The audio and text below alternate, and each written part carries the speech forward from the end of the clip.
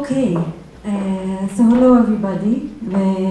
Thank you very much, Ariel and Iran, for having me in this conference.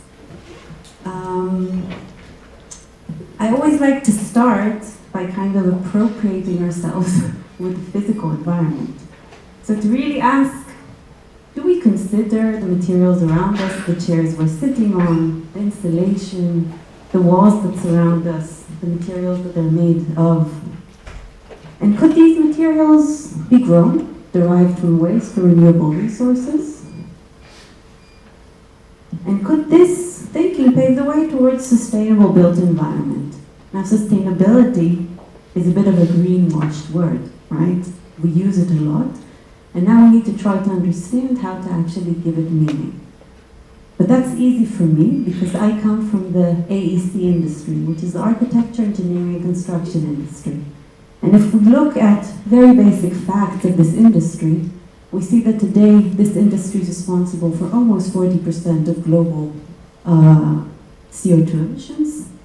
We're responsible for 30% of global waste. And we consume almost 50% of raw resources. Which means that when we think about the AEC in the context of the climate crisis, we are a huge part of the problem. And what we try to do in the lab is to see how design thinking and material-driven design thinking can actually become part of the solution. And here I want to refer to Manuel de Landa, which defined the term material elegance, which I appreciate a lot, which is that there is a measurable economy of means in the choice of a certain outcome as we see in nature. So we can look at nature, we can say that it's beautiful, but we all understand that it performs, and therefore we might address it as aesthetic or beautiful. But first of all, it performs. And as designers, I say this to my students and they look at me and we're experts at nothing. We're not material scientists. We're not physicists. We're not biologists. So what are we? What are we experts in? What is our domain? And our domain is integrators. So basically design bridges diverse fields like technology, manufacturing, and materials, and they become translations of possibilities, of innovations.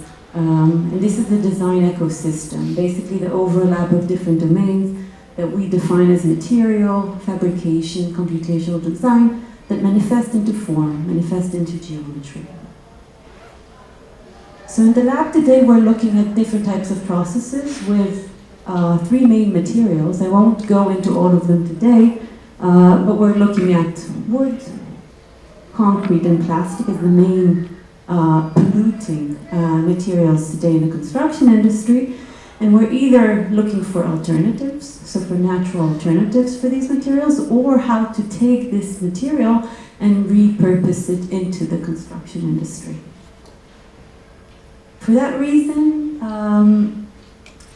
I made a decision at the hype of 3D printing to focus on 3D printing. And similar to the way that we use sustainability, also 3D printing or additive manufacturing is a bit overused.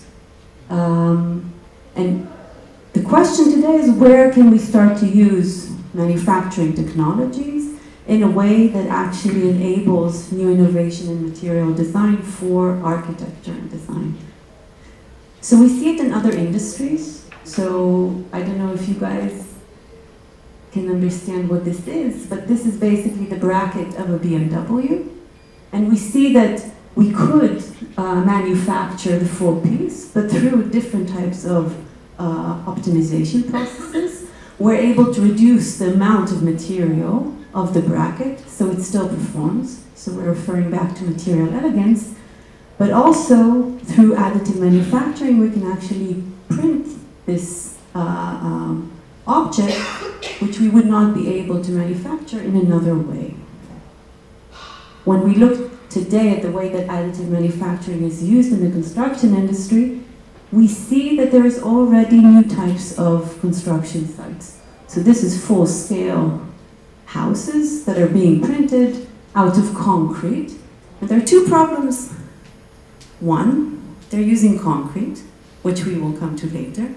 And two, the way that they're using concrete, so the way that they're actually placing the material in a way could be casted, could be manufactured in a different way. So why replace the regular traditional manufacturing techniques with another one, with additive manufacturing? And there are different reasons for that. One is, first of all, that in additive manufacturing, we reduce the amount of waste, right? We don't need molds. But the other reason is that we're able to inform these type of manufacturing processes with computational design procedures to perform for specific types of functions. So a geometrical form can be articulated to perform, for example, in this case, for acoustics. Still, here you see that from that form, which was selected as a customized component for an acoustic panel, we're also able to develop, for example, here non-planar printing techniques, and I will show this in a second, from bioplastics. So this is nothing special, this is at the end PLA. But we're able to start to perform gravitational printing, so to use the heat of the printer in order to start to get new performances that beyond the scattering of the acoustic component, we also develop absorption in plastic materials. Plastic materials have very bad absorption qualities. I mean, if you think about materials that absorb, you never think of plastic. And here, one of my PhD students basically developed a non-planar printing technique that enables the geometry to absorb the sound rather than the material itself. So when we calculate the absorption coefficient of the material, it's the geometry that performs. So it takes us back to the material elegance.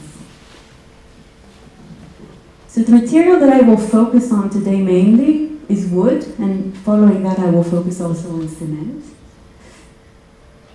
And whenever we think about wood in the construction industry, not so much in Israel, but maybe in Europe and also in the United States, we think of modular components that are put together with a hammer, or modular components that come together. We're looking at wood as a paste material, so basically similar to the way that concrete is used, clay is used, or earth is being used also today in 3D printing. And to start this exploration, we collaborated with a company called Daika, and they basically developed a composite, which I think Shlomo, the speaker after me, is very familiar with. They developed a composite that is basically composed from wood waste and then formulated into a composite that can be casted but can also be printed. And we took this as a material to explore, a design exploration, and this came up with a project which is called Wood and Wood. And I will start with a short film and then I will explain. Wood is one of the most common building and industrial materials and is portrayed as a natural resource. Although its potential for reuse, renewal, and biodegradability, the wood chain today is far from being circular and produces billions of tons of unused waste. Replacing petroleum-based materials in design applications can potentially reduce large amounts of waste that are not currently used in a real circular economy. Can design play an active role in disrupting current wood cycles?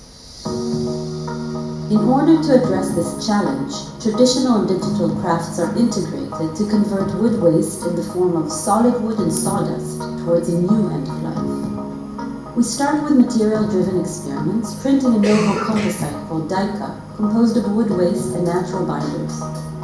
Through the experiments, we understand how to involve this material in our design process. Now, we design, give it a place, thinking what is the material, role, and expression, remembering that we have a responsibility to play an active role in the development of a circular design. We won't go all the way to the end because we don't have time. But basically what we try to understand here is what is our toolkit as designers. So we have first of all the two materials, one sourced originally from sawdust, the other one scraps. And how do we integrate here? So not completely take over with digital manufacturing, but how do we combine both traditional and digital manufacturing together in order to create a chair, a prototype of a chair?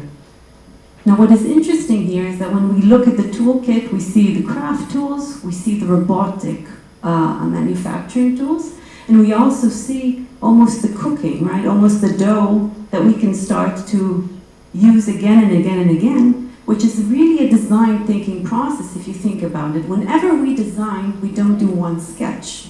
It's something that doesn't happen. We can do 1,000 of sketches. But how do we do that in manufacturing processes? Suddenly, when we are able to start to print these materials, we can start to correct errors again and again and again. It doesn't work, we roll it up and we print it again. What you see here is non-planar robotic printers. So you see that the robot arm actually goes in parallel to the mold itself.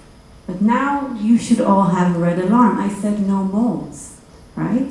But here, in order to get this curvature, we needed a mold. And this is where I met Ariel, and Ariel told me, but wait, maybe we can start to get these types of curvatures without molds. So we're not there yet, but this is a place to think about, right? Where we can start to make these materials at this scale actually shape and take form.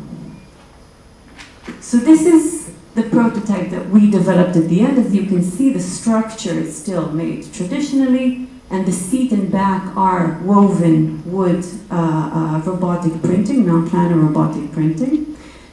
Here are the schematics, so the design schematics, as we are all, as designers, we know how to work. And this, I love this image because in one of the 3D printing blogs, it says, 2 printed stool gazing upon a fallen ancestor. Because basically it's wood looking at wood, right? It's all the same material, but in different phases of its manufacturing decomposition process.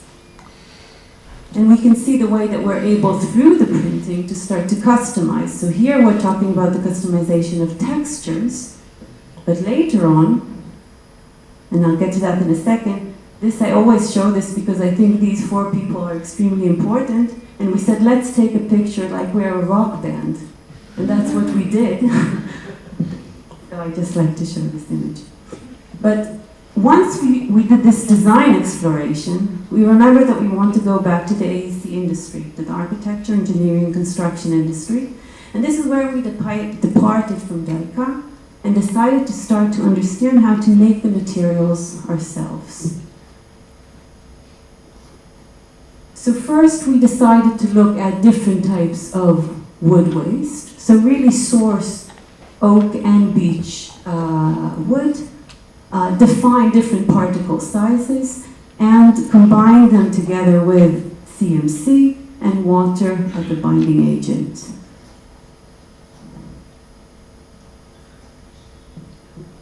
Once we developed 6 different formulations, we tested them for 4 different parameters. One is the ability to print them.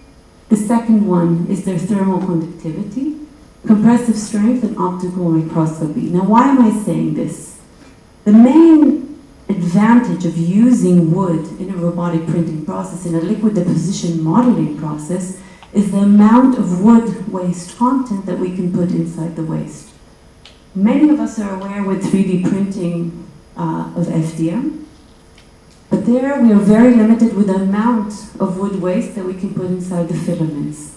Here we're able to achieve much higher content of wood, therefore repurpose wood waste back into the industry. And the second thing is we're able to utilize the natural properties of wood, thermal properties, acoustic properties, and these are the tests that we conducted, as well as going in larger scale and understanding the types of compressive strength that we can achieve when we start to use printing geometry, printing morphology, in order to increase compressive strength. Of course, we are very limited with the fact that when the material is printed and if the water evaporates, we start to achieve very high deformation rates. Today, we're developing a way to actually predict the deformation rates through DIC for a machine learning model so that we will be able to predict the shapes that we want to print and understand also how to model them appropriately. Following these different types of analysis, we upscaled to already a cladding component. And we can see here the different types of repurposing, one in the design process and one at the end of the life cycle. And what we can see when we analyze the thermal conductivity in relation to the compressive strength of our formulations, we can see that we get values which are similar to aircrete. So already similar to products that are out there, but made from natural wood composite. We selected one of these formulations, the one that has the best trade-off between compressive strength and thermal conductivity, and tried to actually build the standard size of a thermal block, so the 20 by 20 by 40. And here we can see that the first one completely failed, and in the second one we were able to actually create a buildability of the complete size.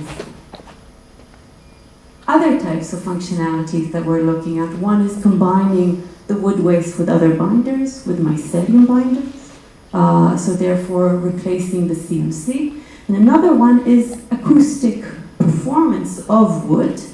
And here we're using the same technique that I basically showed you before that we were doing with the plastics, basically using non-planar robotic printing of different densities of printed wood. And you can see that here, in order to generate higher absorption coefficients through the geometry of the printed component. And for that, a different toolpath had to be made, a different path which enables us to avoid collisions of the printed pattern through the different densities going in the z-axis. And looking at our results, we can actually show that, first of all, we're able to print hybrid components. So we're able to print non-planar hybrid components, and we're also able to customize these components for different types of frequencies. And this is where we go back to how, through 3D printing, we're suddenly able to customize space in methods that we were not able to do before. Another perspective, still with wood, dead trees. So as I said before, one of the problems that we had is that there is a high deformation rate of wood. Another project that we're looking at the lab is, instead of catering for humans, we can cater for species, non-human species. And working together with ecologists, what we understood is that actually dead trees are extremely functional for biodiversity in terms of habitation for different types of plant species and animal species.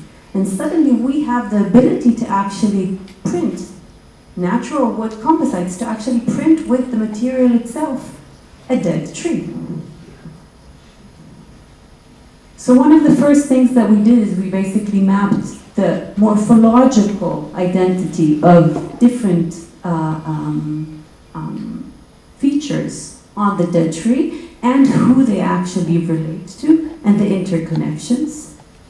The first step, in the first step, we started to basically look at toolpath with ceramics, so with the material which we're much more familiar with. And at the second step, what you can see is that we're suddenly printing these morphologies with our composites, features that will be or should be, or we hypothesize that will be favorable for species once we put them out there. And this is an experiment that will be placed at the Technion Ecological Garden, so a dead tree trunk, a printed dead tree trunk, which we will be monitoring for inhabitation of multi-species over the next year. And bringing this back to humans, or the relationship of humans and architecture, we would also now like to start to develop the inhabitation of these type of wood components on building envelopes. And one of the things that we've developed together with one of the very talented PhD students is basically our ability to simulate, based on environmental soil, on a building envelope for it to be able to cultivate specific types of plants and features. And this, 5 minutes, yeah, okay, so I will go fast.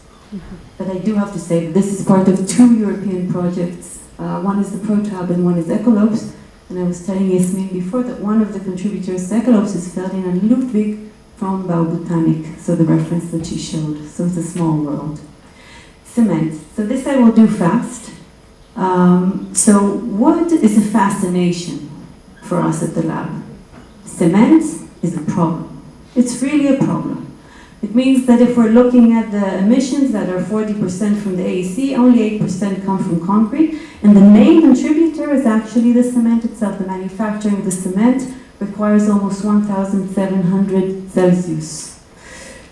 The way that we are looking at this is by looking at living building materials that can actually generate biological cement rather than using the high-intense energy processes. And if you would tell me when I was an architecture student that I would be holding the living building material that came out of an architectural lab in collaboration with the biotechnology faculty at the Technion, I will tell you that you're dreaming. But at the end, as I said, we're integrators as architects and designers. So instead of explaining this, I will show you maybe the film.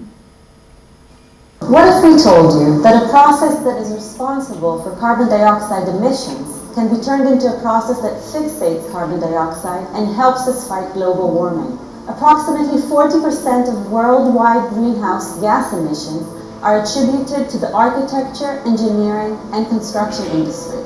Concrete production that includes stone milling, grouting, and heat treatment at 1,700 Celsius is responsible for significant industrial carbon dioxide emissions.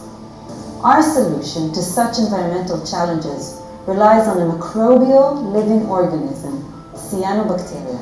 It holds the potential to revolutionize the construction industry and possibly solve our environmental challenges. Cyanobacteria photosynthesis is responsible for a major part of the global carbon dioxide fixation. It also enables a biocementation process, depositing calcium carbonate, which is basically production of sedimentary limestone. This is a fantastic sustainable alternative for conventional solidification of building materials.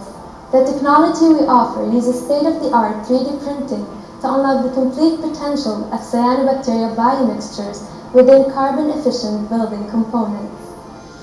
Our team is a collaboration between the Technion Faculty of Architecture and Town Planning and Biotechnology and Food Engineering. Through our interdisciplinary research, we've forged a powerful alliance between biology and architecture, creating a seamless pathway from design to fabrication.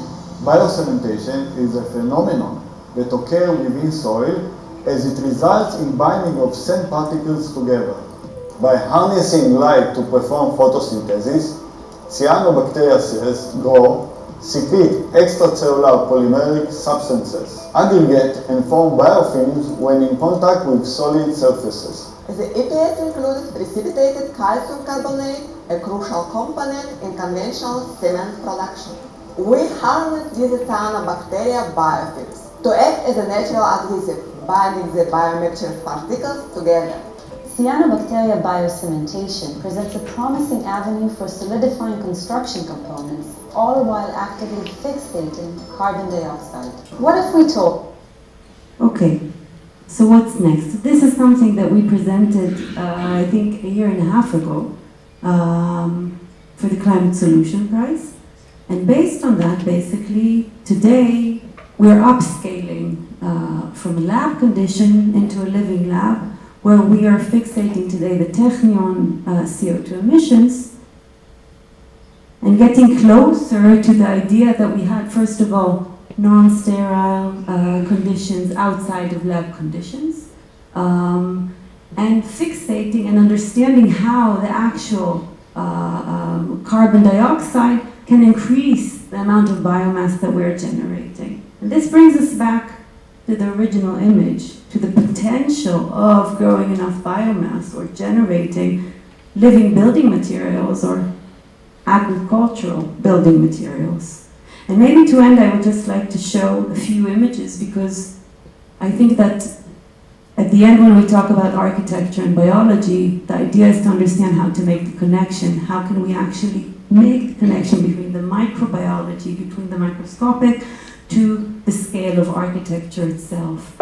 And I think that the second that we understood how environmental conditions and how morphology through 3D printing can actually enhance the viability of the components that we were printing, the first thing we did is we generated formulations and understood what is their actual compression in compression tests. And what we see here is a living material, and of course the material dies when it's not cultivated, when it's not nurtured. We also see the ability to start to print living building materials that fixate carbon dioxide into penetratable geometries that enable light to actually reach the bacteria and therefore perform photosynthesis. And for those of you that in the next half year might be in Milan, next week a team of the lab is actually going to the Triennale in Milano, where there's an exhibition opening called We the Bacteria, which is curated by Beatrice Culamina and Mark Wigley, where we've been selected to actually show our work on living building materials with this project. So this is a project that is a collaboration with the biotechnology department, Professor Okashi, a wonderful person, and of course, the most important thing, the people. The love of my life, apart from my family, these wonderful people who make the magic and are truly magnificent. Thank you.